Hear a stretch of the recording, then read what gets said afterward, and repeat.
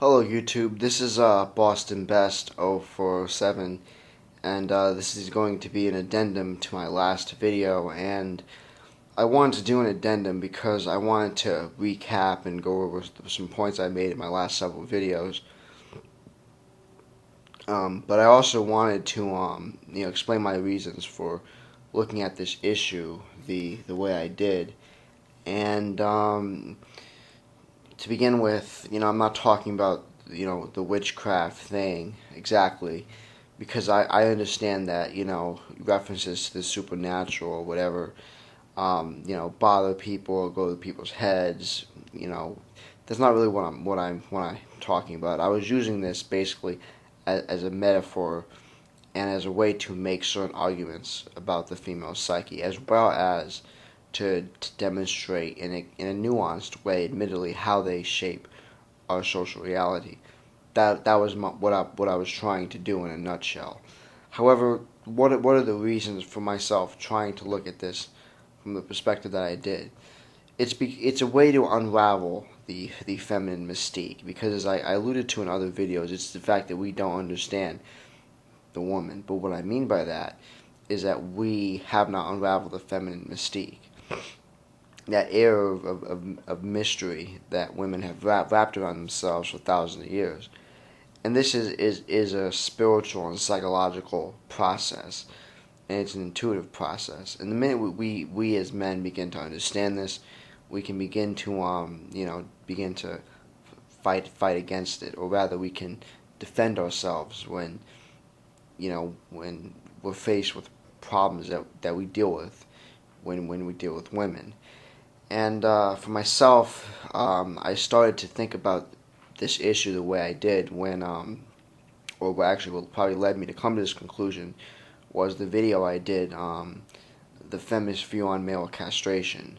When I did that video, I had revealed young girls talking about torturing and killing men, and it got me thinking. After a while, that's basically what they were doing. I don't know if they said kill men, but they were wanting to torture and castrate men and whatever. But it got me thinking about all these sorts of things, and eventually led me to the conclusion that I have now, that that's really the issue. These women, for example, really believe that they would, nobody would notice because they're women. There's so many things which happen, and we men ignore them. And how do you ignore this stuff? I mean, it's time that we start really engaging in this thinking about this. There have always been throughout history areas which have been off to men, which are just female areas, subjects and things, which even to even go into them would be considered unmanly or something like that. But we're basically denied to men. This is something that's ancient, and it can't really be understood until you think about it more in spiritual terms. And yeah, reference to the supernatural goes over people's heads, but at some point, you have to understand that's all in the psyche, and that belief is powerful, and having knowledge of this thing. Knowledge is power. I believe knowledge is power, and it's when you start having knowledge of these things and looking at them like this, you can start to become a little bit more of a strategist in terms of how you deal with things. The fact of the matter is, if you had a genie, for example, and the genie could promise you that you can go back in time, and before any problems you ever had with females that led you to a MGTOW perspective or what have you ever occurred, if that genie could tell you that you can know the female psyche, the ins and outs of it, so much that all those problems could be fixed, that you could know this enough to be able to have your own weapons and to be able to defend yourself. I mean, would you take that? Would you allow the genie to give that to you?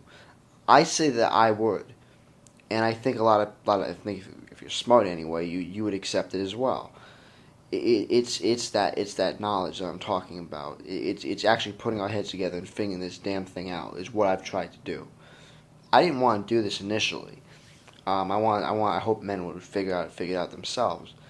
But we as men, I think, do take things at face value a little more, and the other parts of it go over people's heads. Now, I tend to be a spiritual person. I tend to believe in the supernatural. So right off the top of my top of it, I reveal my own bias, and so that can stand on its own merits. But that's really what I was trying to do, and so that's really the whole idea there, and it's funny to me because it seems to me that men in this day and age have just like lost their warrior spirit, because I mean, when you think about the fact that we are in a gender war, that this is a gender war, that you have these crazy females that want to castrate you. These people exist. What do we do as men? We just like stand there. This is what I was thinking about, because I was like that. I was like, there has to be, there's has to be some other way. I was still naive back then when I did that video, to be honest. But thinking about it in this way, it's like, this is a war, and this is why I think MGTOW is defeatism. It's not about going out there. It's not about going out there and doing all that stupid stuff that will let you down the same path you made before. It's about fighting the war. The war is out there, and it's a psychological war. Women have their psychological, their sexuality, all these things that they use to get their advantage, out there, and it's one in which you are at a decidedly disadvantage as a man, as a decided disadvantage as a man. But if you could create your own weapons, you can develop your own weapons to fight against this, and so you can turn it in your favor, and very much in your favor. Would you do that? I would, and that's what I'm thinking about. But when it comes to social perceptions of reality, I think it's interesting that the nihilist part is there, as I talked about in my video, because it has many different dynamics to it, or ways you can look at it, as I am doing. That's me doing that. So looking at it from a multitude of perspectives, it's interesting that you have these things. You have the noble lie. On the one hand, it's not nihilism, but it's that perception. It's the exoteric versus the esoteric side of whatever you would call it. That's one thing. And when you think about all the mysteries and secrets of the female that I'm talking about, it's a fascinating that we as men, or we in the manosphere, whatever you want to call it. I don't consider myself part of the manosphere, but I'm just a guy making videos. But when you think about it like this, then it's fascinating, because women shape blue pill perceptions of reality, absolutely, and thinking about it in a nihilistic way that allows you to step out and look at it is important. But that's always going to be a face value perception if you don't think about the larger nuanced things. There's more to it than just that. That's why I wanted to do a video about that in the beginning and give my perception, my opinions on it, which I don't know how good that video was. I thought I liked what I was saying, but anyway, that being said, just to recap and go over some points I made, basically what my arguments are is that everything that we see in front of us has come to a large degree from women on a multitude of different levels. For one, we are raised by women. We come from women. Women are responsible for bearing the children, and this gives them a great deal of power in shaping our minds from the very beginning. Thus, wouldn't even be something that is unrealistic to say that culture, to one degree or another, is shaped by women. And when we think that the theoretical possibility, it's something not agreed by anthropologists, mind you, but the idea of a matriarchal prehistory. It's theoretically possible that a large amount of spirituality and various things like this have come from the female. When we figure that women, in fact, to a large degree, are more superstitious than men, respond more to spirituality than men do. And this is an argument here. And furthermore, when we consider that the way women operate, they get together with their girlfriends, they decide consensus, they operate in groups for the most part, and these sorts of things are all aspects of the female, which have been there probably for a very long time and are not new manifestations of modernity. It's when you think about this as something that they do, and they do this because as women, not even the way we do it as other things that we might be interested in, but as women, they help to do this. And when they've decided this, they can very much easily say things. And Go Writes What discusses this. She points out in one of her videos how she found out women shape perceptions, how things that women could just say something and people would believe it. This stuff happens a lot, and so these are the sorts of arguments that I'm making here. It's that there is for lack of a better expression, an esoteric side to the female that we men miss versus the exoteric side, which we often seem to operate in. All ideas which hopefully maybe I can expand on in other videos, but that's the basic premise of the idea. In order to really understand it, you do have to look at it a different way. The blue pill and the red pill, that's an exoteric versus esoteric concept, to me anyway. That's what I'm talking about. And the other thing is that women, through the feminist movement, reveal to a large degree their perceptions of reality. They reveal how they view men. They assume that men behave exactly like them and have the exact same psyche as they do, when they don't. And this is clearly put on the fact that women think men associate large dicks with power or something like that. Like we actually sit around comparing our dicks, things like that.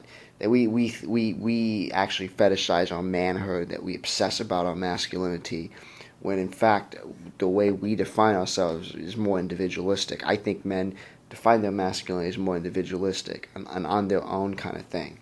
Because that's how I was when I was a kid. And there's that other side of it. To be seen as a man, you have to be seen by other men, whatever.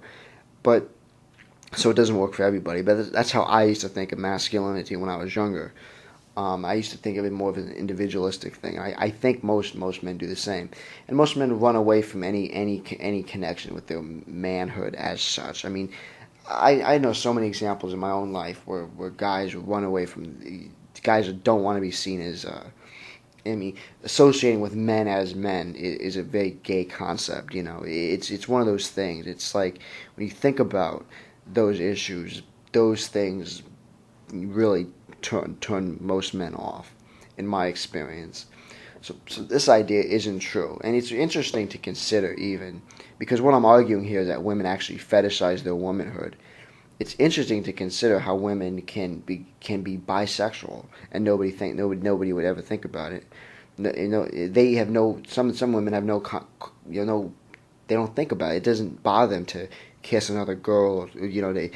All these different things are ways in which women actually fetishize their own womanhood, their interests, their makeup, all these things. These are all aspects of female sexuality. They're all involved in the self, essentially.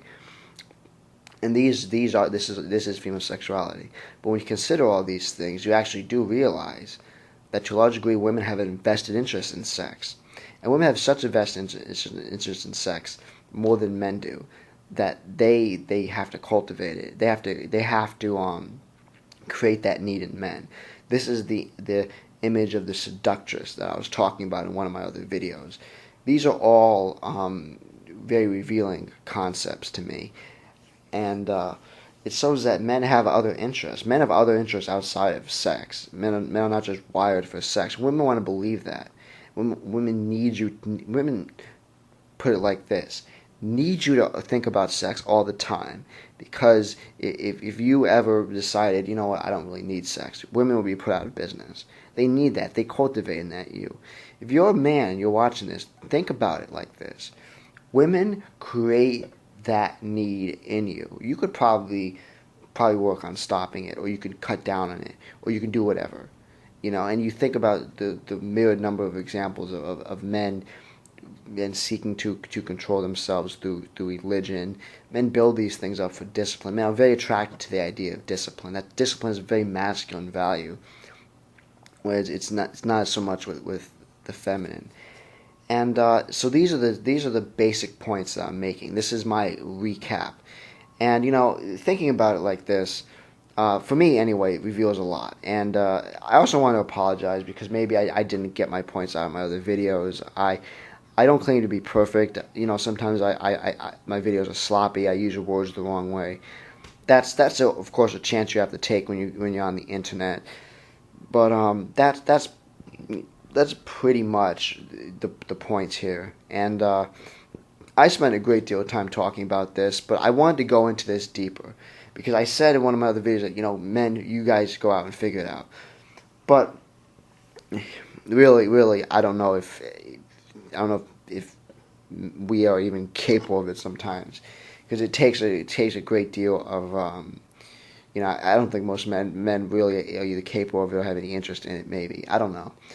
But this is going to be my last video on gender-related issues, I think, for a while anyway. I'm going to come back and deal with them again at some point, because I have some ideas of sociological concepts in my head that I wanted to share with all of you. But I'm probably going to deal with something else in another video. So anyway, that's all I have to say, and I hope I was clear and that this was a good tie-in that made sense for everything else I've been saying. And that's it, and I'll talk to you later. Bye.